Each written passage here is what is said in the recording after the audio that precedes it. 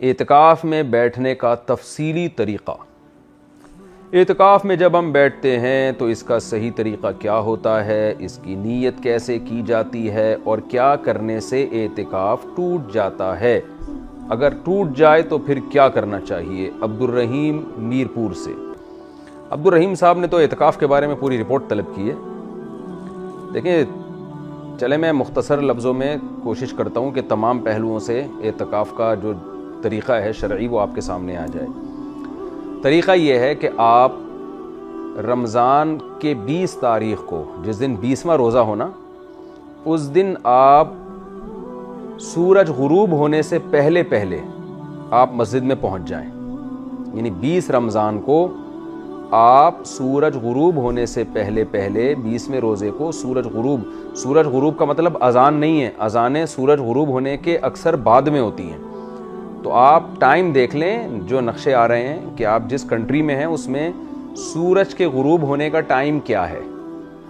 तो आप उस, जैसे लिखा हुआ है कहीं शाम को 7:05 फॉर एग्जांपल, जैसे आजकल कराची में मेरे ख्याल है 6:35 या 40 मिनट चल रहा है, तो 6:35 पर अगर सूरज गुरूब होने का टाइम है तो आपने 6:35 से पहले पहले मस्जिद में तशरीफ़ ले जाना है।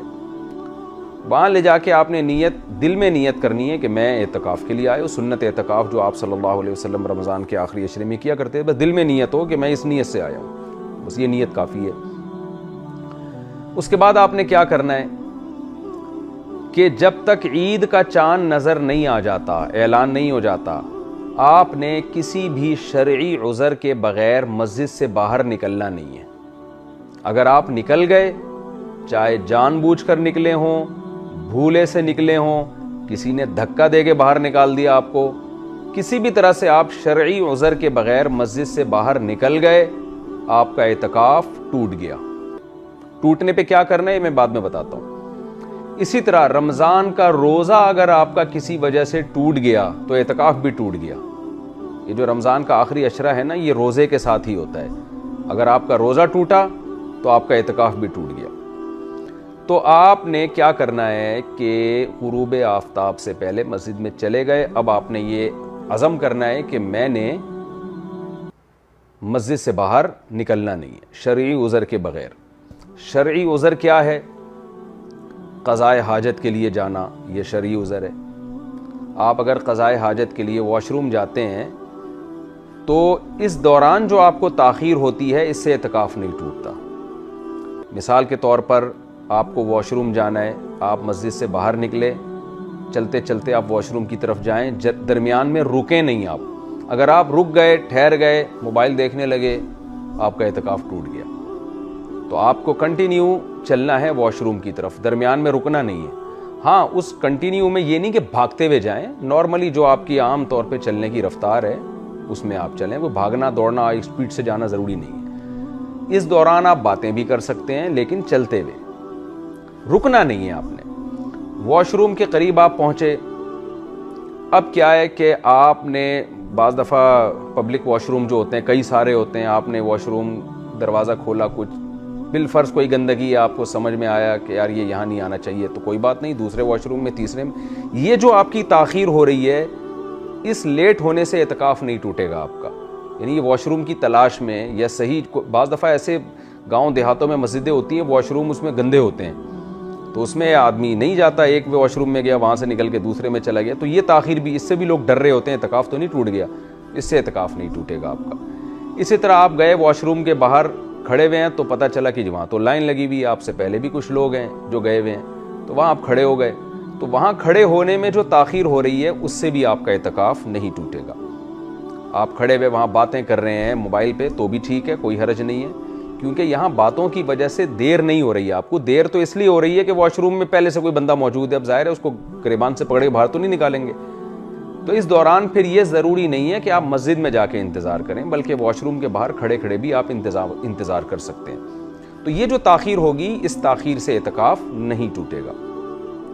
वॉशरूम में जाने के बाद आपको ताख़ीर हो गई, ज़ाहिर है कोई जल्दी फ़ारिग़ होता है, कोई देर से फ़ारिग़ होता है, तो वहाँ भी कोई अफरा तफरी की ज़रूरत नहीं है। तो इत्मीनान से जब इस्तिंजा वग़ैरह कर लिया, तहारत हासिल कर ली, अब वहाँ आप बैठ गए या खड़े हो गए, इंतज़ार कर रहे हैं मैं जाऊँ नहीं जाऊँ। जैसे ही आप ये ताख़ीर होगी जिसकी वजह से इत्काफ़ टूट जाएगा आपका। तो अब जब तहारत हासिल हो गई है, आपको चाहिए आप आराम से संजीदगी के साथ, कोई भागम दौड़ी ना करें, लेकिन आप निकलें बाहर, स्टे नहीं कर सकते।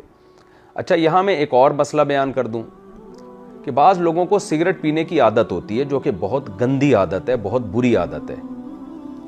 मस्जिद में तो सिगरेट पीना बिल्कुल ही हराम है, लेकिन अगर सिगरेट की आदत है, रोज़े में तो ज़ाहिर है नहीं पी सकते, बाद लोग डिप्रेशन में जा रहे होते हैं, अब ज़ाहिर है वो आहिस्ता आहिस्ता छोड़ेंगे ना। तो ऐसे लोगों के लिए जिन्होंने पीनी ही है, गलत काम करना ही है, तो जब इफ्तार कर लें वो, तो जब वो वॉशरूम जाए ना, तो वॉशरूम में जितनी देर लगती है उतनी देर में वो सिगरेट पी लेंगे तो इत्काफ नहीं टूटेगा, क्योंकि वो सिगरेट पीने के लिए इंतज़ार में नहीं है या बैठे नहीं है, बल्कि वो तो क़ज़ाए हाजत के लिए हैं। तो इस दौरान अगर वो जैसे बात कोई कर लेता है तो इत्काफ नहीं टूटता, तो इस दौरान सिगरेट पीने से भी इत्काफ नहीं टूटता। हाँ, क़ज़ाए हाजत से फारिग होकर फिर बैठे हुए हैं, तो अब ये जो ताख़ीर हो रही है ये सिगरेट पीने की वजह से हो रही है, इससे इत्काफ टूट जाएगा। तो चलते फिरते कंटिन्यू, यानी किसी ज़रूरत को पूरा करने के लिए आप जा रहे हैं, उस दौरान कोई काम कर लेंगे तो इत्काफ तो नहीं टूटेगा, लेकिन उससे हटकर जो आपको ताख़ीर होगी उस सिगरेट पीने में आप लगाएंगे, उससे इत्काफ टूट जाएगा। तो वैसे फिर मैं बता दूं, सिगरेट पीना बहुत बुरा काम है, इसको छोड़ें। तो अब क्या है कि आप वॉशरूम से आए, चलते चलते आए, या चप्पल गुम गई आपकी, तो उस चप्पल को तलाश करने में जो टाइम लग रहा है उससे भी इत्काफ नहीं टूटेगा। ये सारी चीज़ें हैं जो लोग जिनमें कंफ्यूज रहते हैं, इसलिए मैं ज़रा इसको डिटेल में बता रहा हूँ। या वॉशरूम जाने के लिए चप्पल नहीं मिल रही आपको, तो अपनी चप्पल तलाश करने में जो टाइम लगेगा उससे भी इत्काफ नहीं टूटता।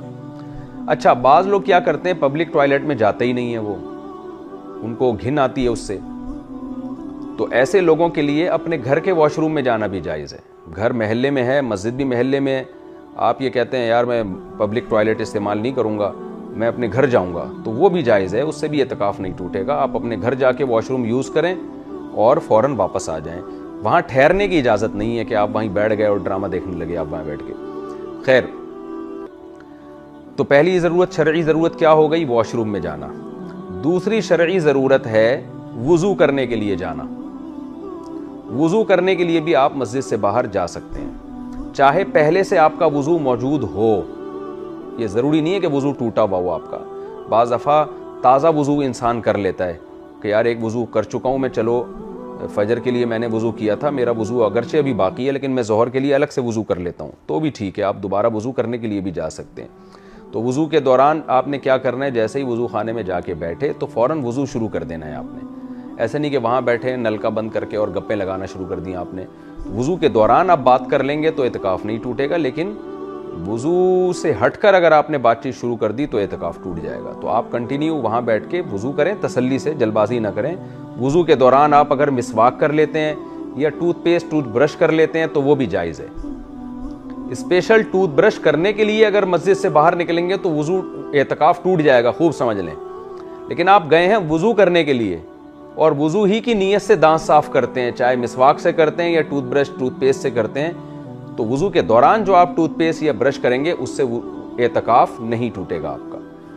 वुज़ू कर लिया आपने, वुज़ू के फ़ौरन बाद आप फ़ौरन मस्जिद में आ जाएं। वुज़ू की कोई दुआ, जैसे कलमा शहादत पढ़ा जाता है ना, आसमान की तरफ लोग रुख करते हैं, असल में तो ये है कि कलमा शहादत पढ़ा जाए वुज़ू के बाद, तो वो आप मस्जिद में आने के बाद पढ़ें, वहीं खड़े होके ना पढ़ें आप।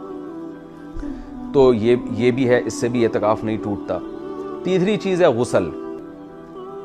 जुम्मे के गुस्ल करना चाहिए, इत्काफ़ में नहीं करना चाहिए, इसमें उलमा की बहुत मुख्तलिफ आरा हैं। बाज़ अक्सर तो ये कहते हैं कि गुस्ल करना जायज़ नहीं है इत्काफ़ में। बाज़ उलमा इसके कायल हैं कि जुम्मे के दिन अगर यानी गुस्ल की गुंजाइश है, क्योंकि वो सुन्नत गुस्ल है, लेकिन एहतियात का तकाज़ा ये है कि इत्काफ़ वालों के लिए कोई ऐसा इंतज़ाम किया जाए कि मस्जिद के अंदर ही वो जिस्म को धो लें, जबकि मस्जिद भी गंदी ना हो। तो आम तौर पर मस्जिदों में ऐसा होने लगा है कि मस्जिद के अंदर ही ना कोई बर्तन वगैरह ला के, टब वगैरह ला के रख दिया जाता है, तो उस टब में लोग बैठ के नहा लेते हैं और चारों तरफ चादर भी लगा लेते हैं, सर धो लेते हैं। सर धोना तो वैसे ही बहुत आसान है कि मस्जिद के बाहर जो है वो बेसन लगा हो, वॉश बेसन, तो आप मस्जिद के अंदर रहें और सर आगे करके सर साबुन से धो लें, उसमें शैम्पू से, साबुन से, जिससे आपको आदत है। तो मस्जिद के अंदर रहते रहते भी इस तरह से, तो एहतियात इसी में है कि एतकाफ़ के दौरान गुस्ल न किया जाए।